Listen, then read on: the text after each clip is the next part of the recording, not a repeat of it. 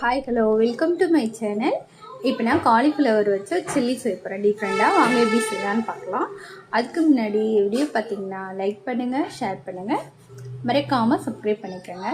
சாப்பிட செம்ம டேஸ்ட்டாக இருக்கும், நல்லா முறுமுறுன்னு இருக்கும். கண்டிப்பாக ட்ரை பண்ணி பாருங்கள். வாங்க வீடியோக்குள்ளே போகலாம். இங்கே பவுலில் வந்து நான் காலிஃப்ளவரை குட்டி குட்டியாக கட் பண்ணி போட்டிருக்கேன். அதில் வந்து சுடு தண்ணி நான் ஆட் பண்ணலை, பச்சை தண்ணி தான் ஆட் பண்ணுறேன். அப்புறம் வினிகர் அதை ஆட் பண்ணிக்கோங்க. அப்புறம் உப்பு ஆட் பண்ணிக்கோங்க. அவ்வளோதான். இதை நல்லா மிக்ஸ் பண்ணிவிட்டு ஒரு 1/4 மணி நேரம் நல்லா ஊற வைங்க. அதுலேயே நல்லா ஊறி நல்லா சாஃப்ட் ஆகிரும். அதனால் அதை ஊற வச்சுருங்க. இங்கே நான் மறுபடியும் பவுல் எடுத்துருக்கேன். அதில் வந்து கார்ன்ஃப்ளவர் மாவு, அப்புறம் அரிசி மாவு, அப்புறம் அது கூடயே வரமிளகாத்தூள், கொஞ்சமாக பெப்பர், கொஞ்சமாக தனியாத்தூள், கொஞ்சமாக கரம் மசாலா, அப்புறம் இஞ்சி பூண்டு பேஸ்ட்டு, அப்புறம் தேவையான அளவு சால்ட்டு, அப்புறம் தயிர், அப்புறம் கொஞ்சமாக தண்ணி ஊற்றி நல்லா மிக்ஸ் பண்ணிக்கோங்க. அவ்வளோதான்.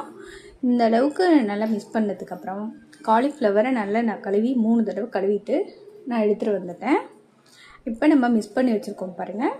அது கூடயே காலிஃப்ளவரையும் போட்டு நல்லா மிக்ஸ் பண்ணிக்கோங்க. மிக்ஸ் பண்ணிவிட்டு அதையும் ஒரு 1/4 மணி நேரம் நல்லா ஊற விடுங்க. அது நல்லா ஊறி வரணும். ஊறினா தான் அந்த மசாலாலாம் நல்லா அதில் சாந்துடும். அதுக்காக சொல்கிறேன். நல்லா ஊறி வந்ததுக்கப்புறமா நம்ம பொரிக்கலாம்.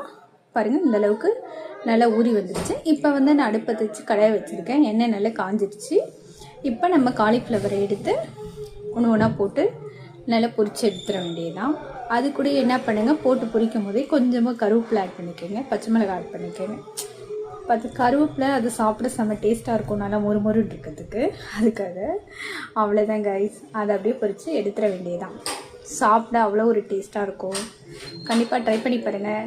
ட்ரை பண்ணி பார்த்துட்டு எனக்கு லைக் பண்ணுங்கள், ஷேர் பண்ணுங்கள், மறக்காமல் சப்ஸ்கிரைப் பண்ணிக்கோங்க. Thank you guys.